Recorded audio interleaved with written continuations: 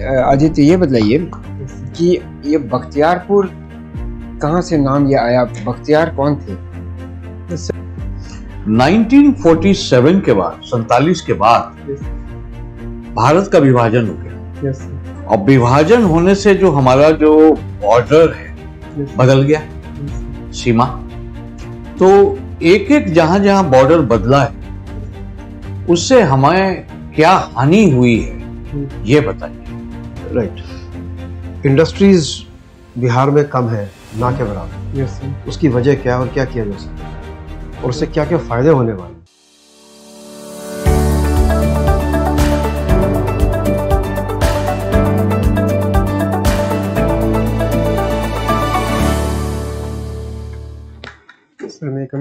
Aditya, Yes, sir. please come. Take a seat. Good morning, sir. Good evening, sir. Good afternoon. To one you said good morning, to another you said good afternoon, to third you said good evening. Sign of nervousness? Don't nervous. Why become nervous? We are here to help you. We are here to point out the Hindi में होना है, okay, कि हम लोग ये आपको बतलाएं और ये आपको सुझाव दें कि ऐसे करने से और बढ़िया मार्क्स आएगा। आप यहाँ तक तो पहुँच गए ऑन योर ओन मेरिट, यहाँ से भी आप निकल जाएंगे आगे, इसमें बिल्कुल कोई। अच्छा आदित्य ये बताइए कि ये बख्तियारपुर कहाँ से नाम ये आया? बख्तियार कौन थे? सर, इसके दो पहलू हैं। कुछ लोगों का कहना है कि ये बख्तियार खिलजी के नाम पे बख्तियारपुर का नाम पड़ा, और कुछ लोगों का कहना है सूफी सेंट बख्ती कुतुबुद्दीन बख्तियार काकी के नाम पे बख्तियारपुर का नाम पड़ा है। तो इसमें असमंजस है थोड़ा सा। दोनों किस एरा में थे हिंदुस्तान में? सर, दोनों 12वीं सेंचुरी के आसपास थे और शुरुआत 13वीं सेंचुरी की शुरुआत के आसपास के। आपके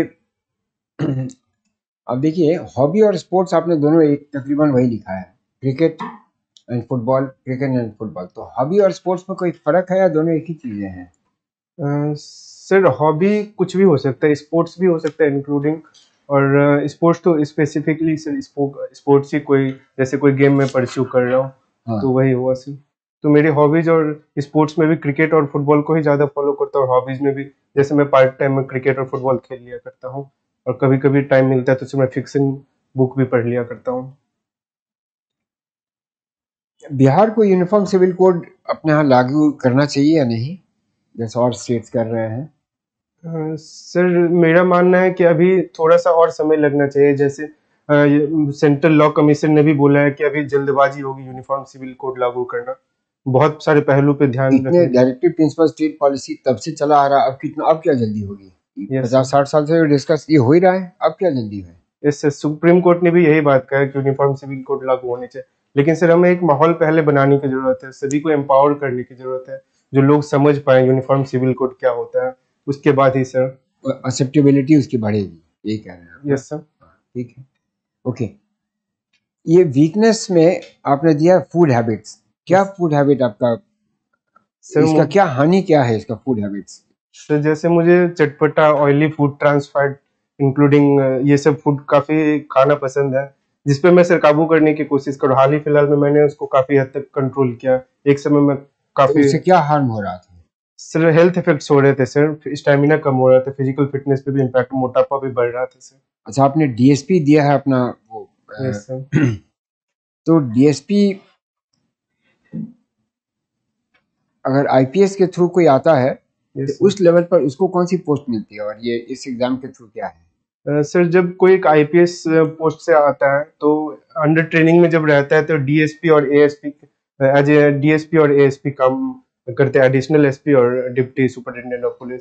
तो उसके बाद फर्स्ट पोस्टिंग उनकी होती है एसपी के रूप में। और इनको इस सर्विस के थ्रू आइएगा तो सर मुझे डीएसपी मिलेगा फर्स्ट पोस्ट। तो पुलिस का रोल में आप कैसे फिट कीजिएगा? आप अपने आप को पहले इमेजिन कीजिए, आपकी ठीक है, हम लोग आपको रिकमेंड करने जा रहे हैं कि साहब इनको, आदित्य को ये सर्विस, क्या आप में अच्छाइयाँ हैं, क्या आप में क्वालिटीज हैं जो कि पुलिस सर्विस के लिए पर्याप्त है और उसके लिए ही सूटेबल है? सर, मेरा मानना है कि पुलिस सर्विस जो होती है सबसे ज्यादा उसमें डिसिप्लिन की जरूरत होती है सर। तो जैसे यूनिफॉर्म का कॉन्सेप्ट जो है, सभी को सेम यूनिफॉर्म पुलिस में मिलता है, तो सर ये डिसिप्लिन को दर्शाता है। और एक स्टैंडर्ड प्रोटोकॉल होता है ड्रेस कोड भी पहनने का। तो सर मुझे लगता है ये डिसिप्लिन वाली जो चीज़ है वो मुझे बहुत ज़्यादा आकर्षक करती है, इसलिए मैं सोचता हूँ कि डीएसपी सबसे फर्स्ट पोस्ट प्रेफरेंस मेरा है। ओके, बिहार में कितने एस्पिरेशनल डिस्ट्रिक्ट्स हैं और क्या मापदंड होता है किसी को एस्पिरेशनल डिस्ट्रिक्ट घोषित करने का?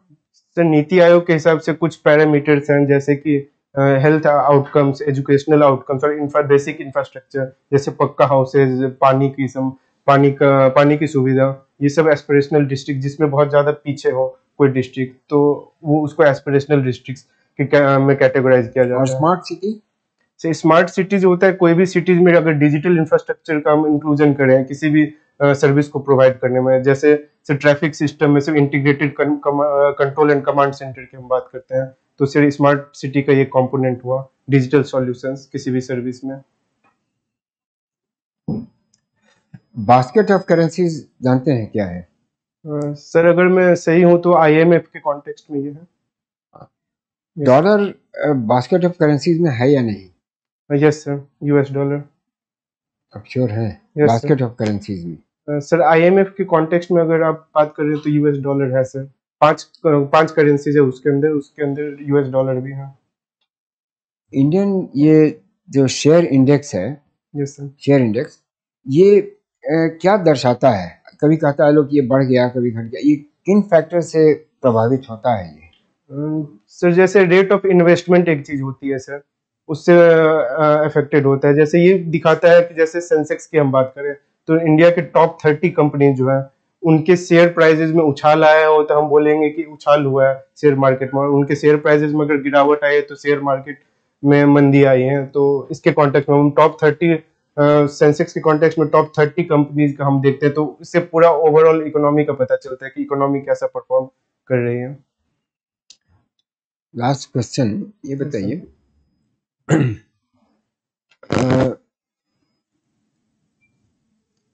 बिहार के आपके डिस्ट्रिक्ट की अगर बात की जाए, मधुबनी की, यस सर। इसमें किसी प्रोडक्ट को जीआई टैग मिला है?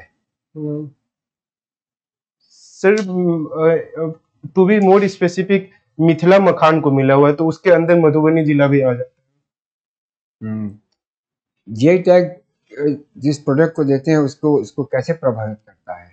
सर जैसे सेम नाम का, जैसे मिथिला मखान नाम का किसी और स्टेट में या किसी और डिस्ट्रिक्ट में या फिर किसी और ग्रुप ऑफ डिस्ट्रिक्ट में नहीं हम बेच सकते सेम नाम के प्रोडक्ट को, तो सर इससे प्रोटेक्शन मिलता है। इंटेलेक्चुअल प्रॉपर्टी राइट्स की जब हम बात करते हैं उससे वो मिलती है सर इस प्रोडक्ट को जीआई टैग के अंदर, और 10 सालों के लिए दिया जाता है। 10 साल के लिए दिया। Yes sir. हाँ। आदित्य जी, यस आपको क्रिकेट और फुटबॉल दोनों में दिलचस्पी, किसमें ज्यादा? सर हाल फिलहाल में मैं फुटबॉल ज्यादा देख रहा हूँ क्रिकेट के तुलना में। क्रिकेट में पैसा ज्यादा है, यस सर। फुटबॉल में कम है भारत में। Yes sir. अगर मैं ये कहूं कि ये समस्या को दूर करने के लिए क्रिकेट का जो 25% पैसा है वो फुटबॉल में दे देना चाहिए। Yes sir. आपका क्या विचार? सर मेरा मानना 25% ही देना एक रैंडम आर्बिट्रेरी चॉइस मेथड हो गया। पहले मुझे लगता है थोड़ा सा देखना पड़ेगा, ग्राउंड लेवल एवेल्युएशन करना पड़ेगा कि हर स्टेट में या फिर हर डिस्ट्रिक्ट में कितने की जरूरत है, कितने लोग इंटरेस्टेड है, कितने लोग परस्यू करना चाहते हैं फुटबॉल कैरियर में। कहने का मतलब जब पैसा आएगा तो लोग अट्रैक्टेड होंगे। यस, इससे पॉजिटिव स्पिल ओवर की तरह भी इसको देखा जा सकता है। मान लीजिए कि सब कुछ ठीक है, हम 25% दे दें, यस, इसमें वादा क्या है? सर वादा एक तो सर सबसे पहले हमने इवेल्युएट नहीं किया है कि फुटबॉल कितने लोग परस्यू करना चाहते हैं। जो बहुत लोग अभी फुटबॉल नहीं पता है कि किस लेवल पे इंडिया में। मान लीजिए इवेल्युएट कर लिए बहुत लोग, हम 25% दे दिए, इसमें क्या मुख्य हर्डल क्या है? हर्डल है कि कैसे स्पेंड करेंगे हम ये 25% को, इंफ्रास्ट्रक्चर में करेंगे, फिर मैन पावर जनरेट करने में करेंगे, फिर कोचेस को बुलाने में, इंटरनेशनल कोचेस की जरूरत पड़ेगी। अच्छा, अलग अलग चैलेंजेस। आप ज्योग्राफी के स्टूडेंट। यस। 1947 के बाद, 47 के बाद भारत का विभाजन हो गया। यस। और विभाजन होने से जो हमारा जो बॉर्डर है बदल गया, सीमा। तो एक एक जहां जहां बॉर्डर बदला है उससे हमें क्या हानि हुई है ये बताइए। सर हानि हम मैन्युफैक्चरिंग सेक्टर की अगर बात करें तो सर जूट टेक्सटाइल और कॉटन टेक्सटाइल का बहुत नहीं, वो ज्योग्राफिक सेंस में नहीं, केवल बॉर्डर में सामरिक जियो स्ट्रेटेजिक सेंस में बताइए। सर पहले तो सर बांग्लादेश अगर बॉर्डर की बात करें, ईस्ट पाकिस्तान में जिसका विभाजन हुआ था पहले, तो सर हमारे नॉर्थ ईस्ट से कनेक्टिविटी हमारी कम हो गई। चिकन कॉरिडोर की हम बात करते हैं सर, बहुत स्ट्रेटेजिक लोकेशन है सर। और 2017 में डोकलाम, ठीक है वो सब मानते हैं, मान एक कुदर। उसके बाद सर पाकिस्तान, हम सेंट्रल एशिया से हमारी कनेक्टिविटी टूट चुकी है पाकिस्तान के निर्माण के बाद। थोड़ा सा बाउंड्री पीओके से मिलता है अफगानिस्तान का, लेकिन सर एज ए होल देखा जाए तो पाकिस्तान के आने के बाद से सेंट्रल एशिया से कनेक्टिविटी दूर हो गई है। और दूसरा सर एक चाइना पाकिस्तान नेक्सस भी बन चुका है जो हमारे सॉवरेनिटी को भी इम्पैक्ट कर रहा है। जैसे हम सीपीईसी की बात करते हैं, चाइना पाकिस्तान कैसे सर चाइना हम दो सैंडविच हो गए हैं दो न्यूक्लियर पावर्ड स्टेट के बीच, तो ये हमारे लिए अपने में तो क्या चाइना और पाकिस्तान के बीच में कहीं पर बॉर्डर मिलती है? सर इंडिया के कॉन्टेक्स्ट में देखा जाए तो नहीं मिलती है, लेकिन पाकिस्तान के सेंस में देखा जाए तो सर सक्षम वैली और पीओके के थ्रू वो लोग चाह रहे हैं कि मिल जाए।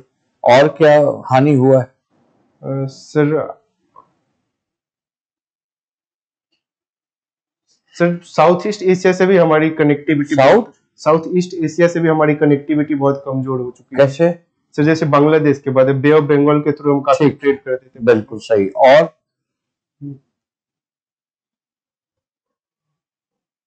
तो फिलहाल में इतना। चलिए अब हम आपको और दूसरा पूछते हैं कि बिहार में स्पेशल इकोनॉमिक जोन के बारे में बताइए। Sorry sir, special economic zone Bihar में कहाँ है स्पेसिफिकली मुझे नहीं पता कि कहाँ पे इसका वो है, लेकिन मैं समझ सकता हूँ एक बिहटा वाले रीजन में शायद स्पेशल इकोनॉमिक जोन की बात हो रही है, फिर बनाया गया है।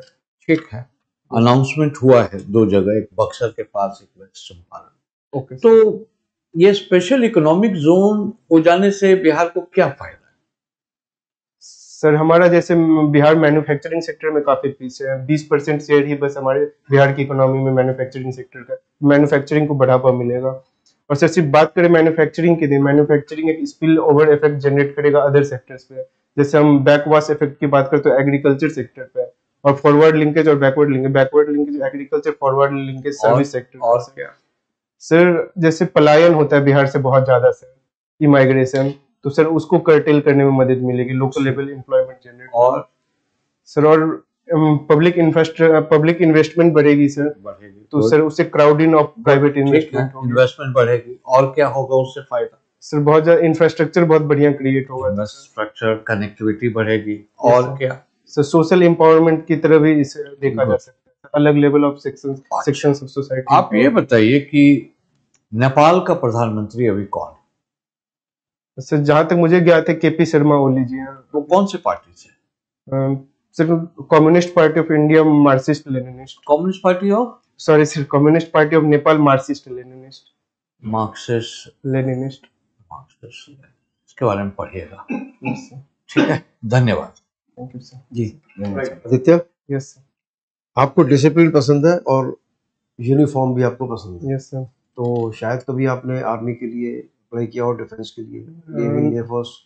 सॉरी सर, ग्रेजुएशन के बाद मेरा इच्छा था, तो मैंने सोचा कि आईपीएस मुझे ज्यादा बेटर कैरियर अपॉर्चुनिटी है पुलिस सर्विस से, आर्मी के मुकाबले में। अच्छा, ओके। यस तो फिर क्या हुआ उसका? सर फिर मैं लगातार 3 साल से परस्यू कर रहा हूँ सिविल सर्विसेज के लिए। Okay, yes sir. ठीक है, ओके, राइट। इंडस्ट्रीज बिहार में कम है, ना के बराबर। Yes sir. उसकी वजह क्या है और क्या किया जा सकता है, और उससे क्या क्या फायदे होने वाले हैं? सर पहले बात करी कि क्या क्या वजह है कि इंडस्ट्रियल डेवलपमेंट बहुत कम, तो सर इसका हिस्टोरिकल फैक्टर भी कुछ कुछ रहा है। पहले सबसे ब्रीफली बताइए। सबसे पहले सिर्फ फ्राइट इक्वलाइजेशन लेवी की पॉलिसी जो थी, पहले नंबर पे मैं इसको डालूंगा दूसरे नंबर पर से पॉलिटिक्स की बात करें तो पॉलिटिकल इनस्टेबिलिटी काफी रही है, जैसे 1969 से 1980 के बीच काफी पॉलिटिकल इनस्टेबिलिटी है। दूसरा चीज सर इंफ्रास्ट्रक्चर बहुत खराब है, लॉजिस्टिक्स की जब हम बात करें लॉजिस्टिक्स कॉस्ट जीएसडीपी के मुकाबले देखें तो काफी ज्यादा है बिहार में। सर तीसरा सर हम रिसोर्स पेरीफेरी बन के रह गए, हम स्पेशली लेबर के कॉन्टेक्स्ट में बात करें तो सर हमारे लेबर दूसरे स्टेट में जा रहे हैं, मैन पावर की बात करें तो सर हमारे स्टेट में कम हो रही है, कम डेमोग्राफिक डिविडेंड होने के बावजूद भी मैन पावर की समस्या आ रही है सर।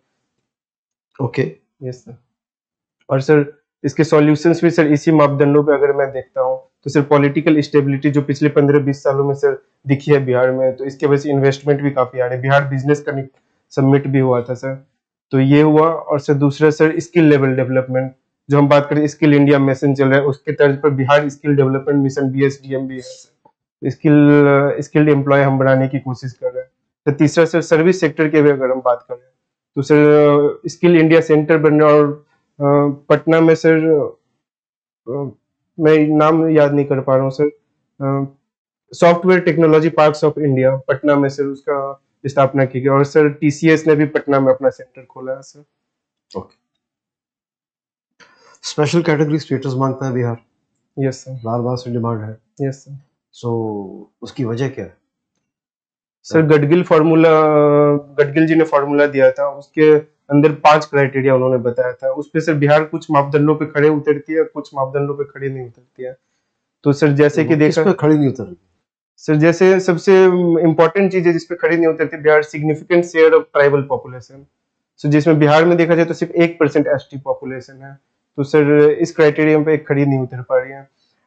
दूसरा सर जहां तक मैं याद कर पा रहा हूँ, दूसरा है कि पॉपुलेशन डेंसिटी का सर क्राइटेरिया, और सर ग्राउंड सॉइल फर्टिलिटी की भी बात कर रहे थे कि डिफिकल्ट टेरेन बिहार में सर वो नहीं पाए जाते। बिहार में जनरली ठीक ठाक टेरेन पाया जाता है, प्लेन एरिया बिहार ज्यादा है। तो सर ये 2-3 मापदंडों पे बिहार क्वालिफाई नहीं कर रहा, क्राइटेरिया नहीं मीट कर रहा। सर जैसे एक फर्टाइल डिफिकल्ट टेरेन की बात करते हैं गडगिल फॉर्मूला, जो होनी चाहिए स्पेशल कैटेगरी स्टेट में, जो हिमालयन स्टेट्स के पास है, लेकिन बिहार के पास जनरली फर्टाइल प्लेन है सर, तो प्रोडक्शन काफी हो सकते हैं एग्रीकल्चर की। दूसरा sir significant share of ST population, tribal population, Bihar में से सिर्फ 1% है। ओके। एक और इशू जो बड़ा आजकल आ रहा है, लड़के पढ़ लिख के बाहर निकलते हैं कॉलेजेस से, इंजीनियरिंग कॉलेजेस से, लेकिन वो पढ़ा लिखा तो है लेकिन एम्प्लॉयबल नहीं है। Yes sir. तो उसके लिए कुछ इंटर्नशिप का प्रोग्राम निकाला गया। Yes sir. Portal for internship भी खोला गया। Yes sir. तो उसके बारे में आप क्या, एलिजिबिलिटी किसको मिलती है किसको नहीं मिलती, क्या? सर भारत सरकार ने इसी बजट में इसको लॉन्च किया है सर। मैं स्पेसिफिसिटीज थोड़ा सा अभी रिकॉल नहीं कर पा रहा हूँ कि क्या क्या क्राइटेरिया। जनरल आइडिया दीजिए। सर जनरल आइडिया कि 1 करोड़ से ज्यादा यूथ इसमें इंटर्नशिप के लिए अप्लाई कर सकते हैं, जहां तक मैंने पढ़ा है सर। 5 सालों में? 5 सालों में सर मुझे इतना तक याद आ रहा है फिलहाल। ओके। तो सर काफी यूथ ने दिलचस्पी दिखाई, हाल ही फिलहाल का न्यूज है 2-3 दिन कि बहुत यूथ ने अप्लाई किया इस इंटर्नशिप प्रोग्राम के लिए। Okay, good, thank you. Okay. Nitin, yes sir. so your interview is over.